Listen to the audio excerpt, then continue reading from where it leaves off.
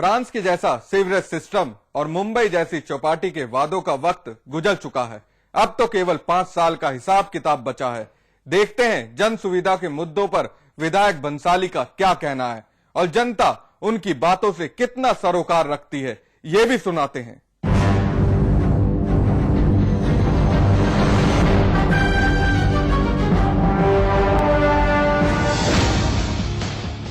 और 2 पुलिस चौकियों का निर्माण करवाया है, एक तो एयरफोर्स पुलिस चौकी का और एक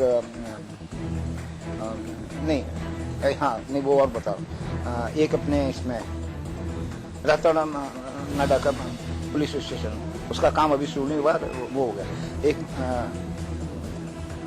ये जो केन हॉल है उसमें मैंने पुलिस के लिए एक चौकी के लिए रूम बना के दिया, जिसका उद्घाटन डॉक्टर साहब ने किया था और अब काम आ रहा है। अभी उनके दूसरी फैसिलिटीज के लिए 10 लाख रुपए का अभी मैंने शिलान्यास किया है।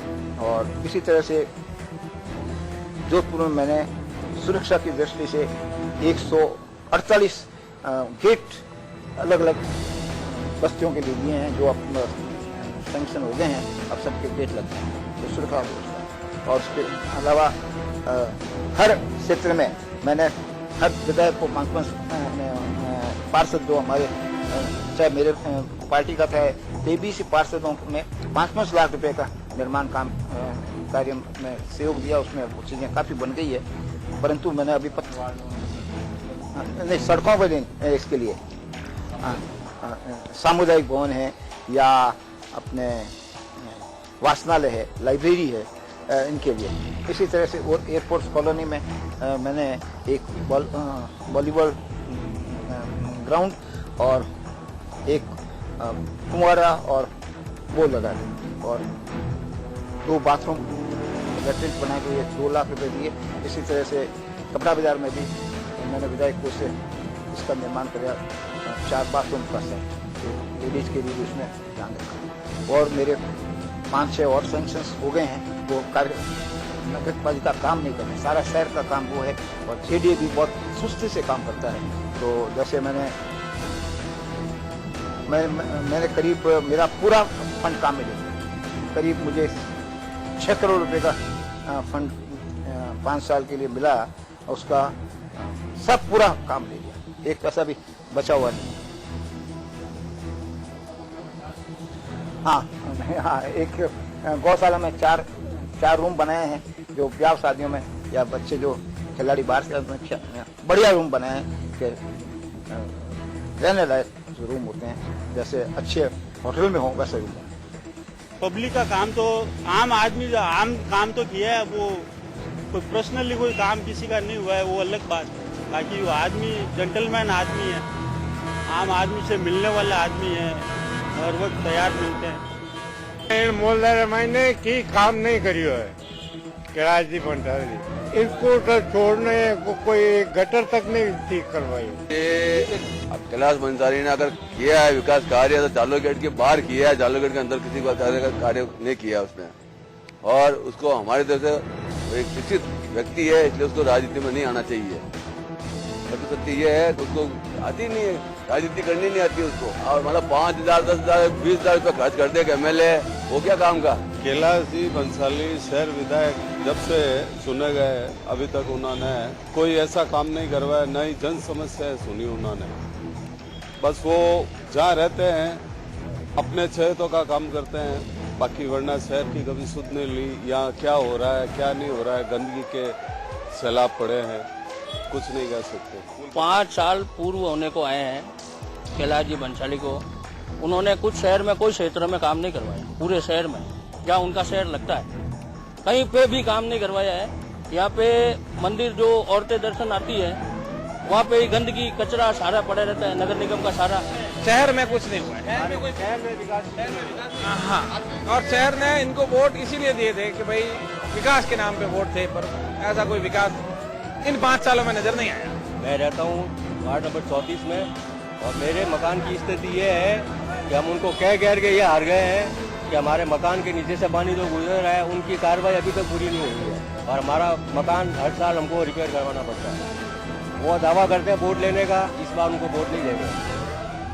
ये मेरा वादा है कि इस बार वो हारेंगे। कैलाश जी भंसाली के बारे में ज्यादा जो मुझे कुछ पता नहीं है, लेकिन गौशाला मैदान में उन्होंने पीछे की तरफ 4 कमरे जरूर बनाए हैं। वो किस यूज के लिए बनवाए हैं ये कुछ पता नहीं। एमएलए साहब को कोई ठीक है, कभी कभार कोई साल 1.5 साल 2 साल में कोई शक्ल दिख जाए वो बात है, बाकी नहीं सब 20 बार गए और 20 बार उनको कहा काम के लिए, लेकिन उन्होंने कभी भी काम को तवज्जो नहीं दिया। दूसरी बात, जैसे निकलते हैं पीछे फोन भी करते हैं तो एक ही जवाब आता है कि मैं जयपुर हूँ। हमारे को तो वहाँ कोई दिखा ही नहीं है कि कोई कैलाश जी भंसाली ने बनाया हो। जो ये ऐसे विधायक है जो जीतने के बाद आज तक कोई शिकल भी नहीं दिखाई है। अगर इनको फोन करते हैं तो बोलते हैं मैं जयपुर हूँ या कहीं पे और जगह बैठा हूँ, जबकि होते हैं वो घर पे होते हैं या कहीं इधर शहर में घूम रहे होते हैं। लेकिन काम वर्किंगली कोई न तो जनता को वापस आके उन्होंने कभी पूछा है कभी हमारी आपने क्या अपना काम करवाना है, कैसे करवाना है, कुछ कोई तरीके की बिल्कुल जीरो। सफाई व्यवस्था जीरो, रोड लाइट की व्यवस्था जीरो है। जनता जैसे 5 साल पहले त्रस्त थी आज भी वैसी त्रस्त है। 1% भी सच नहीं लगता ये चीज कि इन्होंने इतना काम करवाया होगा।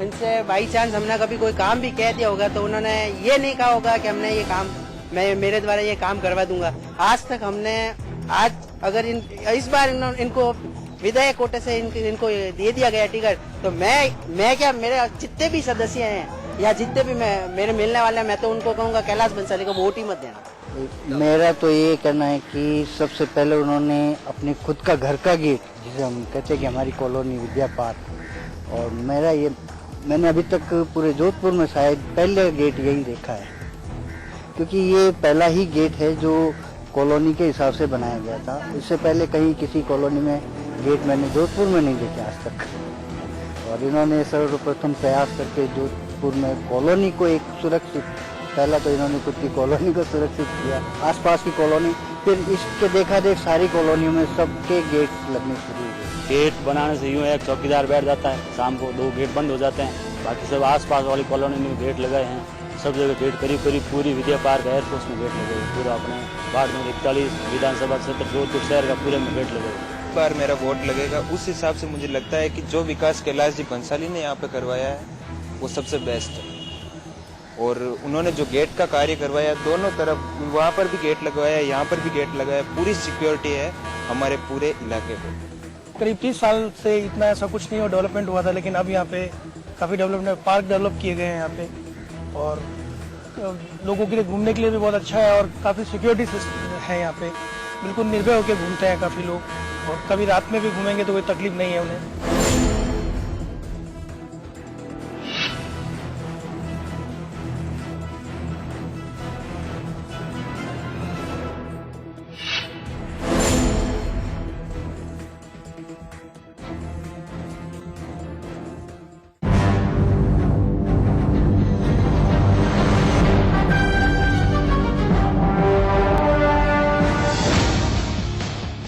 जो आपसे वोट मांगने आए हैं, अब आप भी जरा उसे जांचिए, परखिए, फिर अपने कीमती वोट का सही व्यक्ति के पक्ष में इस्तेमाल कीजिए। ये आली जनाब आएंगे, आपको भरमाएंगे, आप इनकी सुन लीजिए, इनके सामने हाँ भी कर लीजिए, लेकिन कीजिए वही जिससे आपका वोट करे गलत पर चोट। नमस्कार।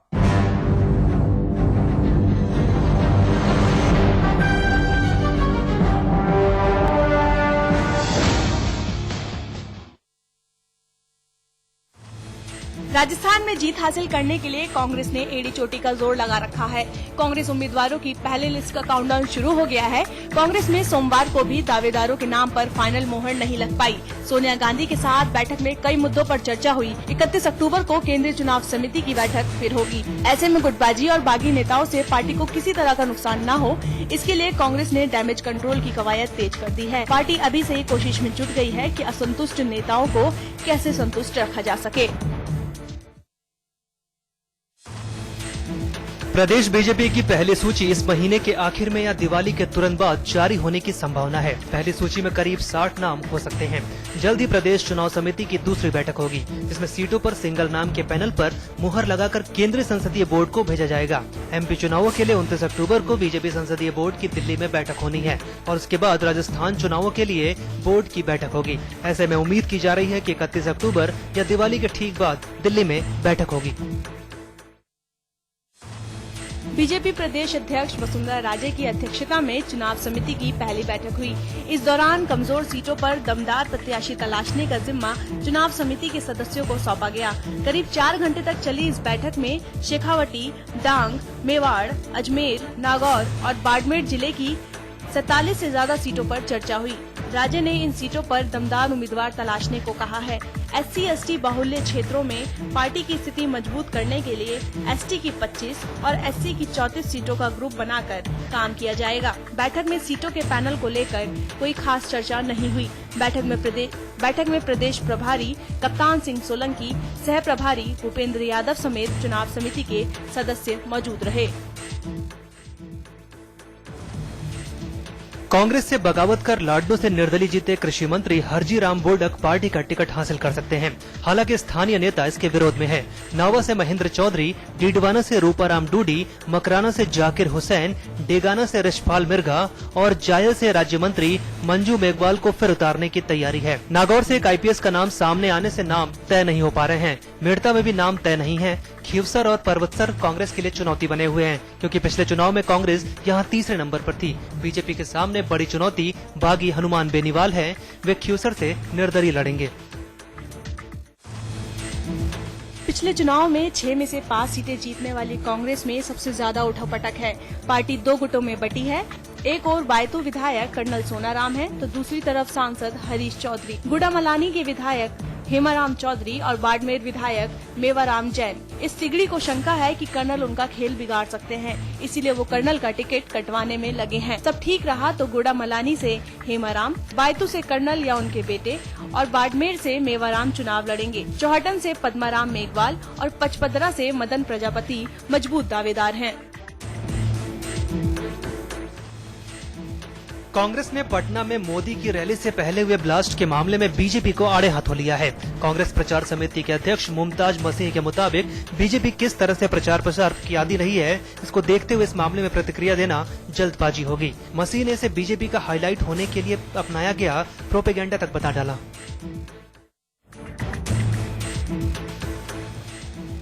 रावत भाटा के मतदाता इस बार नेताओं को सबक सिखाने की तैयारी में हैं। चुनाव आयोग की तरफ से राइट टू रिजेक्ट का विकल्प देने के बाद मतदाता प्रत्याशियों के प्रति अपना गुस्सा जाहिर करेंगे। पिछले 5 सालों में जिन प्रतिनिधियों ने ग्रामीणों की समस्याएं नहीं सुनी हैं, अब वो लोग राइट टू रिजेक्ट का बटन दबाने का मन बना रहे हैं। रावत भाटा के 4 भुजा बस्ती में हजारों लोग स्थानीय विधायक से पानी की समस्या के लिए सालों से गुहार लगाते रहे, लेकिन विधायक जी ने समस्या पर ध्यान नहीं दिया। ऐसे में नाराज मतदाताओं ने इस बार किसी को भी वोट नहीं देने का मन बना लिया है।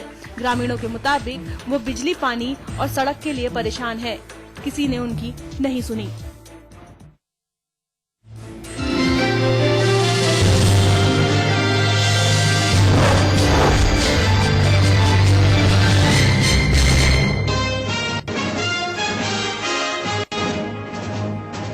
IPL के पूर्व चेयरमैन और वसुंधरा के करीबी रहे ललित मोदी के ट्वीट से बीजेपी में टेंशन। अरुण जेटली और वसुंधरा के OSD पर लगाया टिकट बेचने का आरोप। सूबे में पार्टी के सह प्रभारी भूपेंद्र यादव पर भी साधा निशाना। ललित मोदी के ट्वीट पर कांग्रेस की गुगली, आरोपों को बहाने कांग्रेस ने वसुंधरा को घेरा। ललित मोदी के आरोप बिल्कुल सही, अर्चना शर्मा बोली। वसुंधरा पर आरोपों की पूरी पुष्टि। कांग्रेस में आज भी उम्मीदवारों के नाम पर नहीं लग पाई मुहर। सोनिया और राहुल के साथ माकन और गहलोत ने की जमकर माथापच्ची। बैठक के बाद कामत बोले 31 अक्टूबर को फिर होगी केंद्रीय चुनाव समिति की बैठक। करौली के लोग विधानसभा चुनाव में नेताओं को सिखाएंगे सबक। बिजली और पानी की समस्या से परेशान मतदाता राइट टू रिजेक्ट से देंगे जवाब। उदयपुर में कवि सम्मेलन में मोदी की कविता पर भिड़े बीजेपी और कांग्रेस के पार्षद। जमकर हुई हाथापाई। कांग्रेस ने की समारोह का खर्च बीजेपी के खाते में जोड़ने की बात।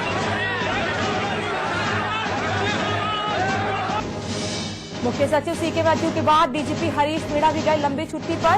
लंबे समय से पद पर होने के चलते राजनीतिक पार्टी ने उठाए थे सवाल। जेल डीजी उमेंद्र भारद्वाज को मिला डीजीपी का चार्ज। पटना ब्लास्ट में बड़ा खुलासा। पुलिस सूत्रों के मुताबिक मुजफ्फरनगर दंगों का बदला लेने के लिए किया गया था धमाका। IM आतंकी तहसीन है धमाके का मास्टरमाइंड।